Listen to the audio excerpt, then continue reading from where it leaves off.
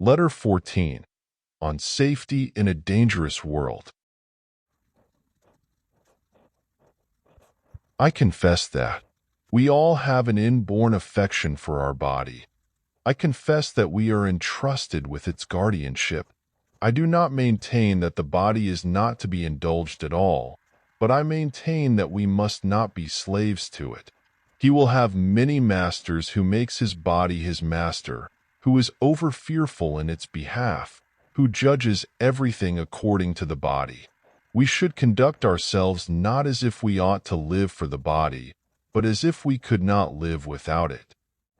Our too great love for it makes us restless with fears, burdens us with cares, and exposes us to insults. Virtue is held too cheap by the man who counts his body too dear.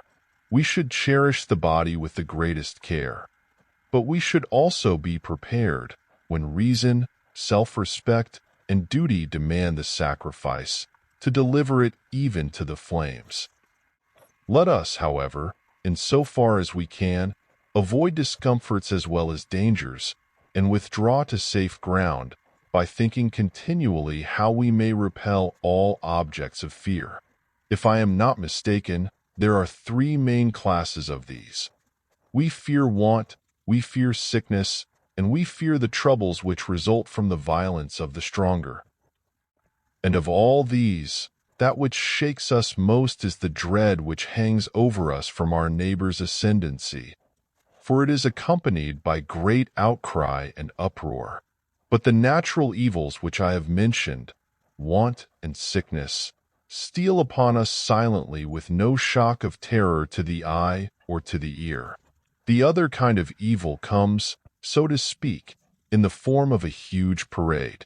Surrounding it is a retinue of swords and fire and chains, and a mob of beasts to be let loose upon the disemboweled entrails of men. Picture to yourself under this head the prison, the cross, the rack, the hook, and the stake which they drive straight through a man until it protrudes from his throat. Think of human limbs torn apart by chariots driven in opposite directions, of the terrible shirt smeared and interwoven with inflammable materials, and of all the other contrivances devised by cruelty, in addition to those which I have mentioned. It is not surprising, then, if our greatest terror is of such a fate, for it comes in many shapes and its paraphernalia are terrifying. For just as the torturer accomplishes more in proportion to the number of instruments which he displays, indeed, the spectacle overcomes those who would have patiently withstood the suffering. Similarly, of all the agencies which coerce and master our minds, the most effective are those which can make a display. Those other troubles are of course not less serious. I mean hunger, thirst, ulcers of the stomach, and fever that parches our very bowels. They are, however, secret. They have no bluster and no heralding. But these, like huge arrays of war, prevail by virtue of their display and their equipment. Let us, therefore, see to it that we abstain from giving offense. It is sometimes the people that we ought to fear, or sometimes a body of influential oligarchs in the Senate, if the method of governing the state is such that most of the business is done by that body, and sometimes individuals equipped with power by the people and against the people. It is burdensome to keep the friendship of all such persons. It is enough not to make enemies of them. So the wise man will never provoke the anger of those in power. Nay, he will even turn his course, precisely as he would turn from a storm if he were steering a ship. When you traveled to Sicily, you crossed the straits. The reckless pilot scorned the blustering south wind, the wind which roughens the Sicilian sea and forces it into choppy currents. He sought not the shore on the left, but the strand hard by the place where Charybdis throws the seas into confusion. Your more careful pilot, however, questions those who know the locality as to the tides and the meaning of the clouds. He holds his course far from that region notorious for its swirling waters. Our wise man does the same. He shuns a strong man who may be injurious to him, making a point of not seeming to avoid him, because an important part of one's safety lies in not seeking safety openly. For what one avoids, one condemns. We should therefore look about us and see how we may protect ourselves from the mob. And first of all, we should have no cravings like theirs, for rivalry results in strife. Again, let us possess nothing that can be snatched from us to the great profit of a plotting foe. Let there be as little booty as possible on your person. No one sets out to shed the blood of his fellow men for the sake of bloodshed. At any rate, very few. More murderers speculate on their profits than give vent to hatred. If you are empty-handed, the highwayman passes you by. Even along an infested road, the poor may travel in peace. Next, we must be chary of letting the fear of jealousy lead us into becoming objects of scorn, lest, when we choose not to stamp others down, we let them think that they can stamp us down. The power to inspire fear has caused many men to be in fear. Let us withdraw ourselves in every way, for it is as harmful to be scorned as to be admired.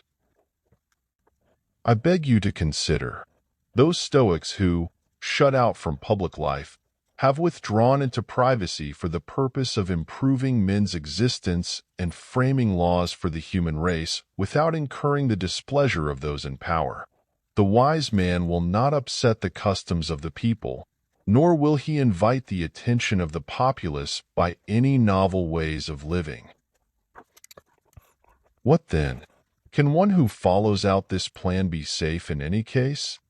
I cannot guarantee you this any more than I can guarantee good health in the case of a man who observes moderation, although, as a matter of fact, good health results from such moderation.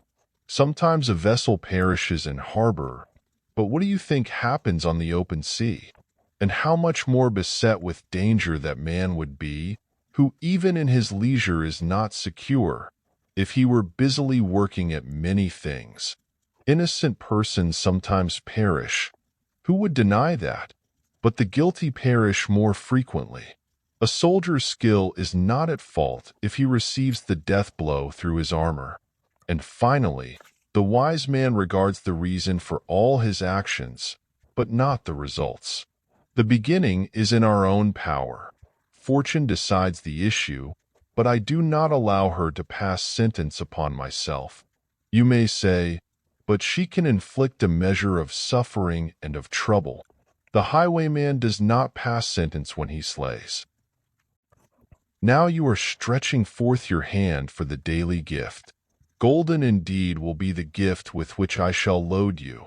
And inasmuch as we have mentioned gold, let me tell you how its use and enjoyment may bring you greater pleasure. He who needs riches least enjoys riches most.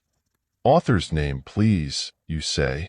Now, to show you how generous I am, it is my intent to praise the dicta of other schools. The phrase belongs to Epicurus, or Metrodorus, or someone of that particular thinking shop. But what difference does it make who spoke the words? They were uttered for the world. He who craves riches feels fear on their account. No man, however, enjoys a blessing that brings anxiety. He is always trying to add a little more. While he puzzles over increasing his wealth, he forgets how to use it. He collects his accounts.